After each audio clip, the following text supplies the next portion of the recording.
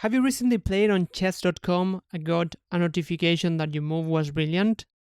This is something that I've seen a lot of people happy about or even obsessed about it, at least in Reddit communities. So in today's video we're going to see how brilliant these moves are. After all, brilliant moves are decided by chess.com algorithm, and even though this algorithm might change and evolve, beauty is in the eye of the beholder. So I decided to take some positions where a move was brilliant, at least according to chess.com, and I'm going to give you my feedback to see if those moves were really special or not. So let's start with the first position. Someone is asking, can someone explain why this is a brilliant move? So what I'm gonna do, I'm gonna set up this position on chess.com. And let's now evaluate the position before we see it on the board. So the move was rook to e2. So here black is a piece down, white also has some extra pawns. So if black doesn't do anything quickly, white will simply consolidate. For example, white will play d3 and bishop to f4. So black has to do something, not only to fight for an advantage, but even to avoid losing this position. So here this bishop on b5 is being attacked, but black is in no time to play defensive moves like bishop to a6. So the move rook to e2 was brilliant. So before we analyze this position with an engine, so here on chess.com we have the analysis tool that we can use to analyze the position with an engine. So again here black has to do something very drastic, otherwise white would consolidate. Another idea might be to play a forcing move like pawn takes g2, because this would create an attack against the king. But let's check this position with the analysis tool. So here we have the evaluation, and we see that the move rook to e2 is the move that actually gives black an advantage. Otherwise, white will either get a small plus or even a larger advantage. So pawn takes g2 was the other alternative. And the point of rook to e2, which is a very forcing move, is to either checkmate white or promote the pawn on f3. So here white basically has three options, either to move the king or to capture on e2. And if the king moves, then we're gonna get a very quick checkmate. For example, if the king goes to g1, after rook takes, we get a checkmate.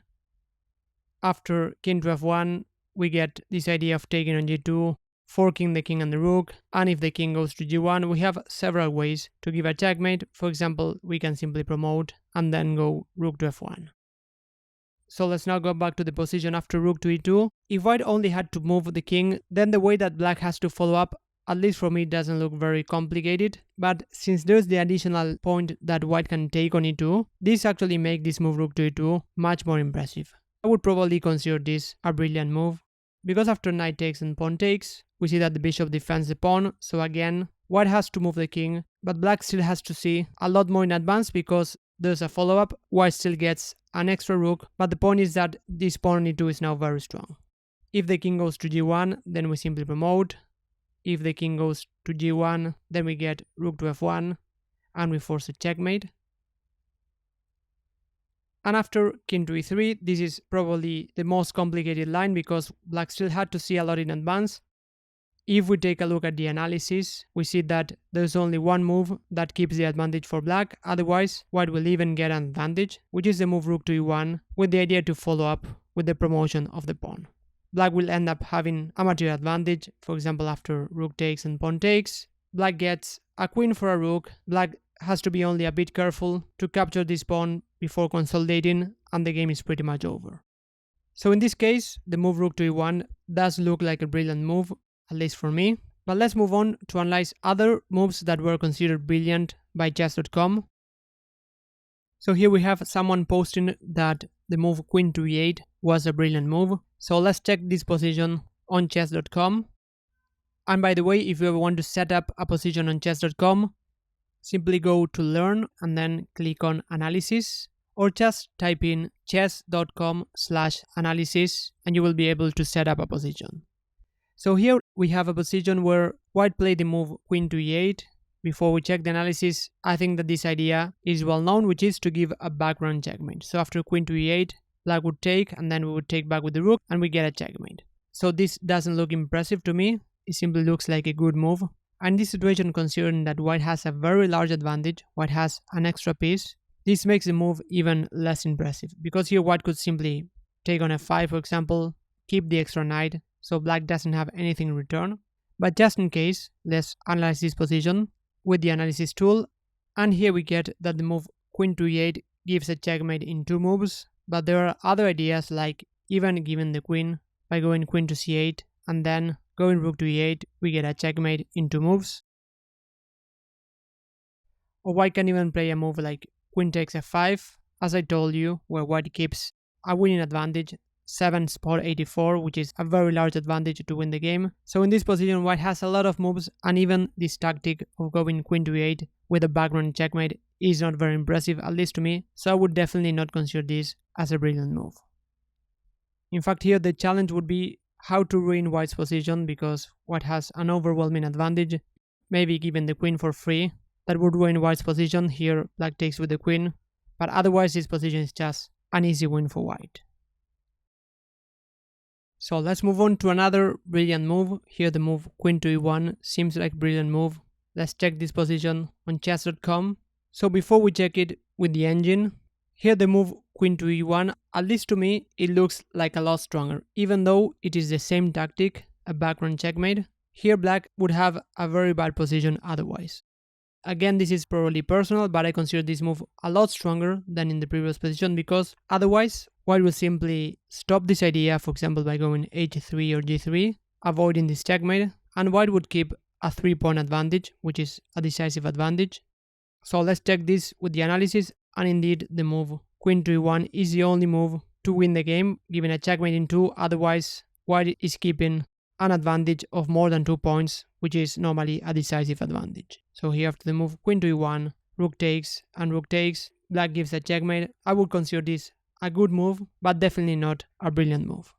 And before we move on to the next brilliant move, if you want to know more about how to analyze your games and get better at chess, I have a free course that will provide you with a full training plan to get better at chess. In this course, I will explain you not only how to analyze your games, but how to train efficiently. This includes how to study the opening, the middle game, and the ending. I also provide you with all the tools that you will need to use to improve, which are free. So if you want to know more about this, check the link in the description.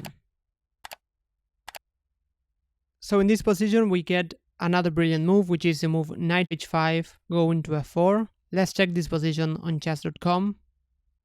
So here we have a very strange position because white didn't develop and black has an extra pawn, so black should normally be having the edge here, but on the other hand there's a problem that both the queen and the knight are being attacked. So black has to be a bit careful to avoid losing material. For example, if the queen moves, then white will simply capture the knight on h5. So the move knight to f4, as we'll see, is a very strong move, but here I would also consider other moves like queen to c2 attacking the bishop. So let's check this position with the analysis tool. So here the move knight to f4 is indeed the strongest move. Queen to c2 is also a fairly strong move. At least black keeps a slight advantage there, and otherwise white would be the one having an advantage. So let's see the point behind knight to f4, which seems to hang a queen, but the point is that after bishop takes and knight takes, we get this fork, and black will get the material back. So this fork by itself is not impressive, but sacrificing the queen to get this fork is fairly nice. So I would consider this move a very strong move, maybe a brilliant move, I'm not so sure, but at least this move is actually quite nice. So the point here is that after the king moves, knight takes and king takes, black is having an extra pawn, having the 2 bishops, so this is a clearly better position for black. Black is actually even having a winning advantage. And the other alternative is queen to c2, which counterattacks the bishop on c1, but here white has the move knight to a3, which attacks the queen, and now the rook is defending the bishop.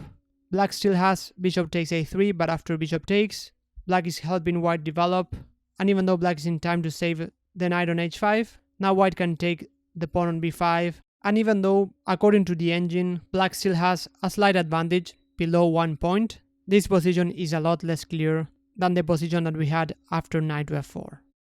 So again, the move knight to f4 is a very nice move. And let's analyze the last brilliant move, which is rook from a5 to a6. So if we go to the analysis tool, even though this move was awarded a brilliant move, it really surprises me.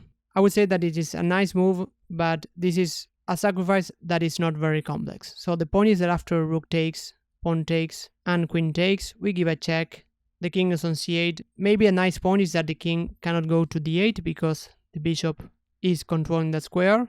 And after king to b8, there's going to be king to b1. So we're going to see this over the board. But before that, I wanted to visualize this idea with you. So rook to b1 gives a check, and the king will not have any squares. And after queen to b5, white will give a checkmate after rook takes b5. So I would consider this a nice move.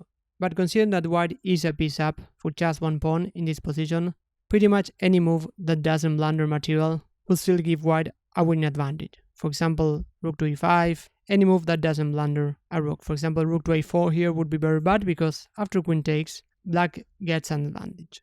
In any case, let's check with the analysis tool. And we see that the move rook takes a6 is the strongest move, which gives white an advantage of 5 spot 69. But any other move like rook to e5 still gives a very large and winning advantage. On the other hand, something like rook to a4 would hang a rook and would actually give black an advantage. So I would consider this a very nice move, but considering that white has such a decisive advantage, this would not be a brilliant move for me. So here after rook takes, pawn takes, and queen takes, we get this checkmate after rook to b1, queen to b5, and rook takes b5. So I hope that you get a better idea about chess.com brilliant moves. They're actually very subjective, and I don't want to disappoint you with this video. If you ever make brilliant moves, that's great, but don't believe in them blindly. Just make sure that you don't give away your advantage if you have one, or that you play strong moves whenever you have to defend. So that's it for now. Thanks a lot for watching, and I'll see you in the next video.